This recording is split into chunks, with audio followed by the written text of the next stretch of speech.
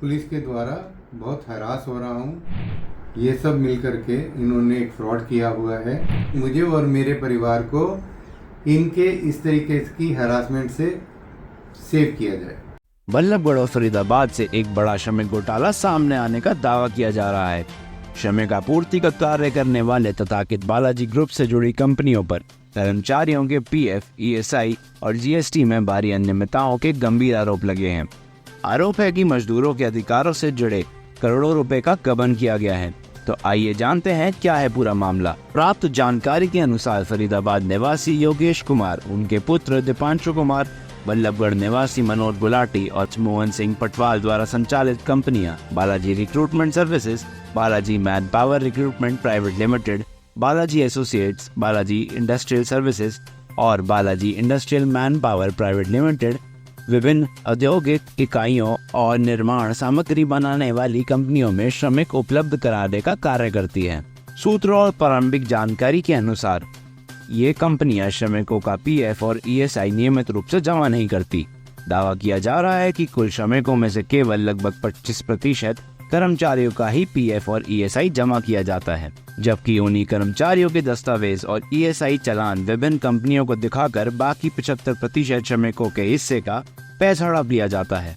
जानकारी के मुताबिक यह मामला तब सामने आया जब उत्तराखंड के रुद्रपुर स्थित मैनीकॉफ स्कैफोल्ड सिस्टम और पहले पलवल स्थित many construction equipment private limited से जुड़े पार्टनर और डायरेक्टर अजय मैनी तथा उनके सहयोगियों ने संबंधित कंपनियों से पीएफ जमा करने के प्रमाण मांगे। आरोप है कि इसके बाद राजनीतिक दबाव बनाकर उन्हीं के खिलाफ मुकदमा दर्ज करवा दिया गया। सूत्रों के अनुसार केवल मैनी समूह के साथ ही पीएफ और ईएसआई में करोड़ों रुपए की अनियमितता तथा लगभग 1,37,00,000 रुपए की जीएसटी घोटाले का मामला सामने आया है। आरोप है कि यदि सभी कंपनियों में हुई लेन देन और श्रमिक आपूर्ति की जांच की जाए तो घोटाले की कुल राशि लगभग 100 करोड़ रुपए तक पहुंच सकती है। हालांकि इन आरोपों की आधिकारिक पुष्टि अभी संबंधित जांच एजेंसियों द्वारा नहीं की गई है, लेकिन मजदूर संगठनों, शिकायतकर्ताओं ने पूरे मामले की निष्पक्ष जांच की मांग की है। उनका कहना है कि यदि आरोप सही पाए जाते हैं तो दोषियों के खिलाफ कड़ी कार्रवाई होनी चाहिए ताकि श्रमिकों के अधिकारों और उनके भविष्य की सुरक्षा सुनिश्चित की जा सके। अब सबकी नज़र जांच एजेंसियों की आगामी कार्रवाई पर टिकी हुई है। मेरा नाम अजय मैनी है। मैं एक बिजनेसमैन हूँ। पिछले 40 साल से मैनी स्कैफोल्ड सिस्टम और many construction equipment private limited company चला रहा हूँ। मेरे पास पिछले 18 साल से एक लेबर कॉन्ट्रैक्टर योगेश कुमार, जिनकी कंपनी का नाम Balaji industrial services, Balaji manpower private limited और ऐसे ही 3-4 और कंपनियां जो टाइम टू टाइम चेंज होती रही हैं। योगेश कुमार अपने उनके पार्टनर मोहन सिंह पटवाल, मनोज गुलाटी और उनके बेटे दीपांशु कुमार, ये सब मिल करके इन्होंने एक फ्रॉड किया हुआ है, जिसके अगेंस्ट मैंने अपनी वॉइस उठाई है। तो मैं इनके द्वारा तथा लोकल पॉलिटिशियंस जिनकी इनको बैकिंग है और पुलिस के द्वारा बहुत हरास हो रहा हूँ। इन लोगों ने हमसे और वर्कर्स से ईएसआई और पीएफ का पूरा पैसा लिया और वर्कर्स के अकाउंट्स में पीएफ और ईएसआई अकाउंट्स में जमा नहीं कराया, जिसकी हमने इनके अगेंस्ट जब वॉइस रेस की और स्ट्रिक्ट एक्शन लिया और इन्हें बोला कि जब तक आप हमें पूरा ईएसआई और पीएफ का हिसाब नहीं दोगे तब तक आपकी फर्दर कोई पेमेंट नहीं होगी। ऐसा करने पे इन्होंने कॉन्ट्रैक्ट छोड़ दिया और उसके बाद से पुलिस और लोकल पॉलिटिशियंस के प्रभाव से ये हमारे खिलाफ तरह तरह की एफआईआर करा रहे हैं। मैं और मेरी फैमिली पूरी तरह से हरास हो रहे हैं। मैं एक सीनियर सिटीज़न हूँ और एक ऑटोइम्यून डिजीज़ है मुझे, जिसका नाम की मस्कुलर डिस्ट्रॉफी है, जिसकी वजह से पिछले 3 साल से मैं व्हीलचेयर पे हूँ।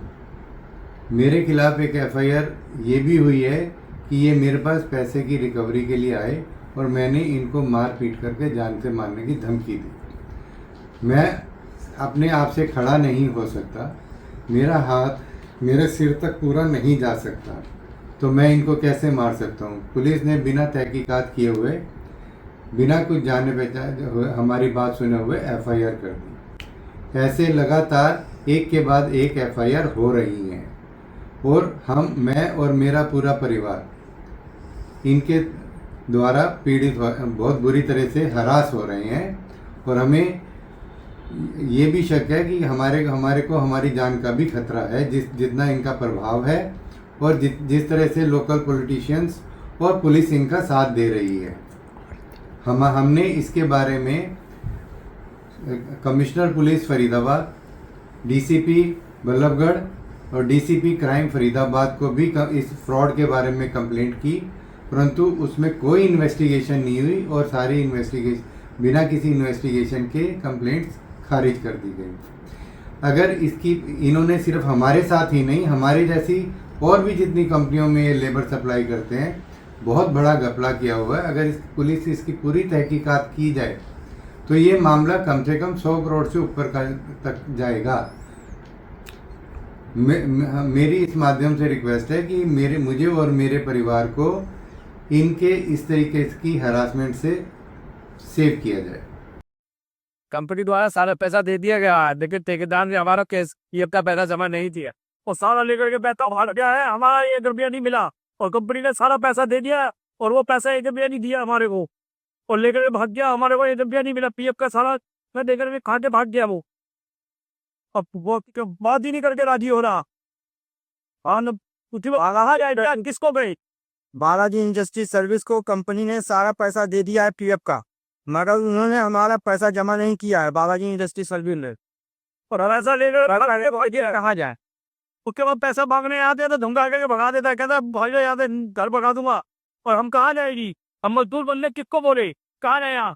हमारे पास ये दिया ही तो पैसा बचत होती है, तनख्वाह तो हमारी सब खर्च हो गया, पैसा बचत हमारा पीएफ ही है और जब पीएफ ही नहीं मिला हम पेट्रोल क्या बुढ़ावा करेंगे? क्या करेंगे? जल्दी उन्हीं उत्पत्ति हम इतने है नहीं है, इतने धनवान है नहीं है कि तुम करें।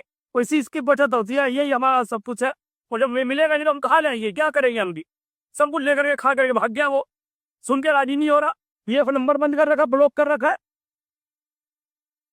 पीएफ का पैसा मांगने गए तो धमकी दे रहा था, मांगने को तैयार रहा था, बोला कि घर बैठा दूंगा, बुला दूंगा यहाँ से। और पीएफ का पैसा जमा ना कर रहा है, कंपनी का पैसा दे दिया है, पीएफ को पैसा ना दे रहा, पीएफ का पैसा ना जमा कर रहा।